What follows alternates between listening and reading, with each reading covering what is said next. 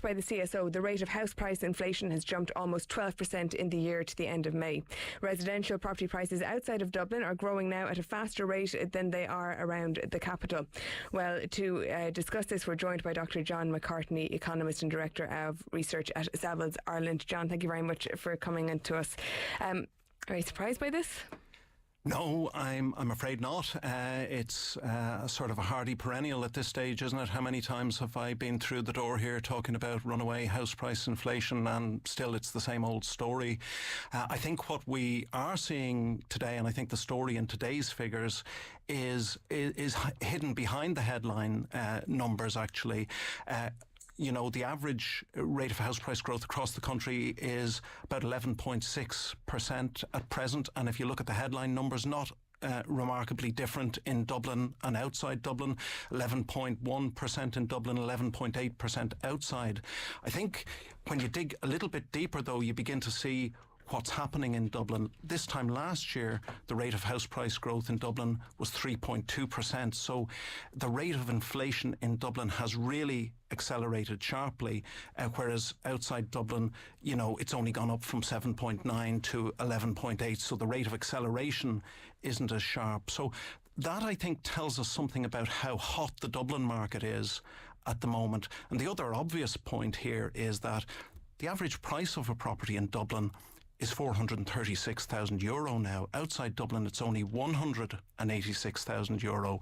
So if you apply a similar percentage price growth to both of those bases, you get a very different outcome in absolute terms. Dublin prices are going up by 48 grand a year, whereas outside Dublin it's only about 21,000. So that is huge. An 11% increase means something completely different in Dublin to what it does in the rest of the country. Indeed, and it's interesting to note that household disposable incomes in Dublin are only about 15% higher than the national average, whereas house prices are about 66% higher than the national average. So I think it does indicate the affordability challenges that face people, young people in particular, trying to get into the Dublin market. Well, yeah, I mean, you would have to say there are huge policy implications for the government in that. As you say, 11% on 480,000 makes 50 grand. That wipes out the Help to Buy scheme, that wipes out any other help that people might be expecting to get. How do you suddenly find an extra €50,000 in a year?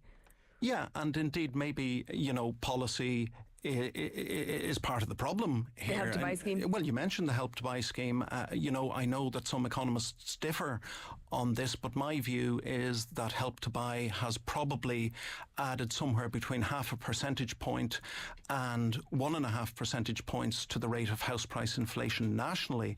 Now, 2/3 of all of the applications that have gone to the claim stage for Help to Buy, that's about 3,147 claims, have reached that second stage. 3/4 of those are in the Greater Dublin area. So I think it's quite likely that Help to Buy is contributing to the rapid pickup in house price inflation in Dublin. Now, we know that the government has commissioned economic consultants to do a formal evaluation of the inflationary impact of Help to Buy, and that'll be coming out over the next few weeks, I believe. So we'll wait and see what that says, but I think it's part of the problem. I think the other reason that the Dublin market is inflating more quickly is just the weight of numbers that want to be accommodated here. Dublin's population is currently growing by about 1.7% per annum. That's a really rapid rate of population growth, 22,000 extra people every year. Outside Dublin, we are still getting strong population growth, but 0.8%, so about half the rate of population growth. So again, big policy decisions, and on top of that we have Brexit as a complicating factor, and the government actively trying to encourage people to come here, large companies to come here, bringing thousands of employees, which would be good for the economy but very bad for the housing sector and the housing problem. Well, it will be a challenge, no doubt, for housing and commercial infrastructure and public transport infrastructure and all sorts of other things. But look, the reality is we're now down to 6.5% unemployment or thereabouts. We're approaching the point where we're running into capacity constraints, and ultimately, the size of the labour force becomes a constraining factor. So if we want to sustain the rate of economic growth that we've been enjoying in recent years, we need people to come into Ireland. That's a big, and that overwhelms any challenges we face on the infrastructure side. We just have to deal with those. The OECD warned last month that there may be another bubble forming. We heard from a couple of other bodies to, keep an eye out here, be on alert. This could be something that we need to watch. Do these figures change that at all, or is it as you were, keep watching, be on alert?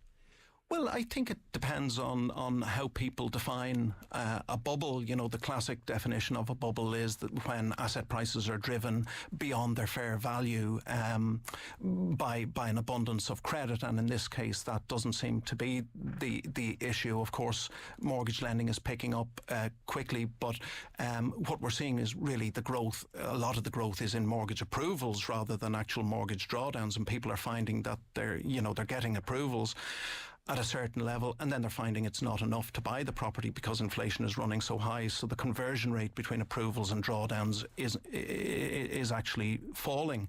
So at this stage, it doesn't look as if we have a credit-fueled bubble. That is not to say that we have a functional residential property market in Ireland. Far from it. All right, Dr. John McCartney, economist and director of research at Savills Ireland, thank you very much for joining us this afternoon. Just coming up on 4:45 here on Newstalk Drive. I want to bring you up to date with